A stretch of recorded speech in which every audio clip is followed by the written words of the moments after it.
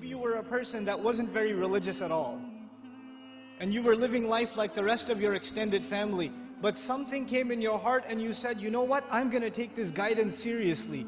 I don't know how it happened. Maybe Allah made it happen through some YouTube video or a friend, or however it happened, but you decided to make a change for the better in your life. And when you start changing the behavior in your life, the first people to see a change in you will be your own family. They will notice it.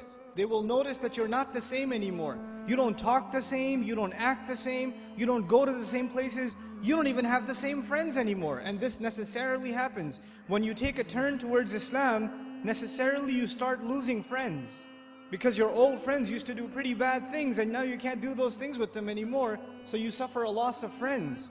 And at the same time, your family starts saying, you're acting a little too weird. And for the young man, the family might even say, what's that thing on your face? You forgot to shave? What happened to you? And the girl starts wearing hijab, and the family might even be in shock. And this is a Muslim family, mind you. They'll say, take that thing off your head. You're going to go out to the wedding looking like that? I can't sit in the car with you like that. What do you think we are? Who do you, all of a sudden, you're the Islamic role model? Who died and made you, Sheikh? That all of a sudden we should be looking up to you. Remember what you were like last year, man? You were the party animal. Now you're going to go make salah? Yeah, seriously, please. We know what you're really like.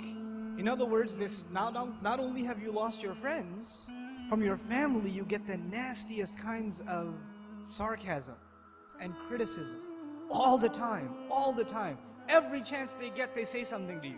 They say something about your beard. They say something about your habits of making salah. They say something about putting your children in Islamic school. They say something about sending your children to Sunday school. Or you getting up for Fajr or Isha and going to the masjid. They'll have some comments for you. And those comments hurt. They burn pretty good. This happens to young men in the audience, where their parents start telling them to stop hanging out with their other Muslim friends. Don't go to the masjid, don't waste your time. I wallahi myself know of stories where the father found out that in between classes, the son used to, because his classes were 3-4 hours apart, in between classes he used to go to the masjid to pray dhuhr and just study at the masjid. Instead of studying at the library where there's plenty of things to look at, might as well go make salah and pray in the masjid. I'll be safer that way. Dad finds out. You're becoming an extremist, son. And what is the extremism in the eye of the father? That the boy is making salah in the masjid. That's extremism for him. SubhanAllah. Muslims themselves, you think non-Muslims are averse to Islam? Have you seen what Muslim families are doing to their own? What parents are doing to their children? I know of cases myself where parents said, we will not pay your college tuition. We will not look for a wedding made for you until you take that hijab off. We will not do it. We do not accept you as our daughter until you take that thing off. We will not show our face in public with you. You can't go with us anywhere. This is the mother telling, and you know what they'll say, what's amazing about that? They'll make you feel bad about yourself. They'll tell you, what kind of daughter are you? You should be ashamed of yourself. You're embarrassing your parents. We're Muslim, but we're not Muslim. We're not that, we're not those kind of Muslims. That's not how we do things in our family. That's what they'll say. Our family is different. We don't do things like that in our family. That's those masjid people. Don't be like those masjid people. That's what they'll say. And you know what's amazing about that?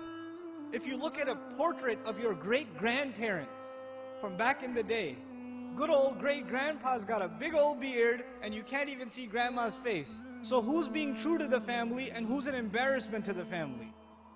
See, this is Muslim families today. And you're in the midst of all of this. And you know what happens? Because you've made a decision to turn towards Islam, if an enemy of Islam came to you and said, abandon your religion, you'd say, oh yeah? I'm going to be even more committed. You would become energized in your zeal for the religion when the enemy attacks Islam. We'd get even more fired up. Muslims get fired up in the craziest of ways. Somebody draws a cartoon about the Messenger ﷺ, and Muslims go crazy and they'll burn some other guy's car up or break somebody else because they're really angry.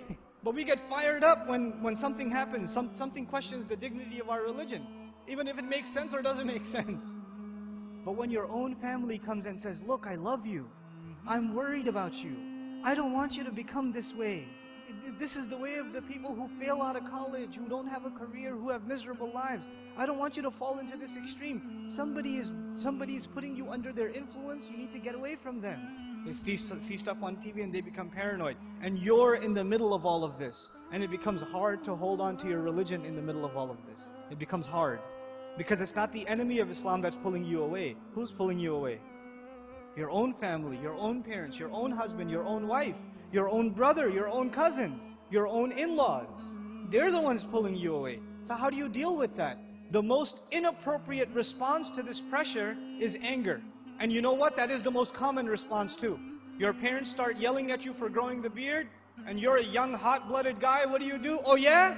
It's the sunnah. You can't tell me what to do. You're following culture, and I'm trying to follow Islam. And you slam the door in their face. Way to go. Because that's what Allah wants you to do. Yell back at your parents. And they're just they're talking about your beard. What was Ibrahim's father talking about, alayhi salam? Was he talking about something small or something big? Go make sajda to idols, boy. And does he lose his cool? Does he get angry? We have to learn how to be with our parents. Even when they call you away from deen, it doesn't matter if they're Muslim or not. وَإِن جَاهَدَاكَ عَلَىٰ أَن تُشْرِكَ بِي مَا لَيْسَ لَكَ بِهِ عِلْمٌ فَلَا تُطِعْهُمَا وَصَاحِبْهُمَا فِي الدُّنْيَا مَعْرُوفًا وَاتَّبِعْ سَبِيلَ مَنْ أَنَابَ إِلَيَّ ثُمَّ إِلَيَّ مَرْجِعُكُمْ فَأُنَبِّئُكُمْ بِمَا كُنْتُمْ تَعْمَلُونَ. Allah Azza wa Jalla tells us, if they struggle against you to make you follow what they themselves have no knowledge of, don't obey them while at the same time accompanying them in the most dignified fashion. Obeying them is separate, respecting them is separate. Just because you didn't obey them for the sake of Allah when it came to matters of halal and haram, or when it came to matter of iman and shirk or kufr, just because you didn't obey them does not give you the right to get angry at them. You can't.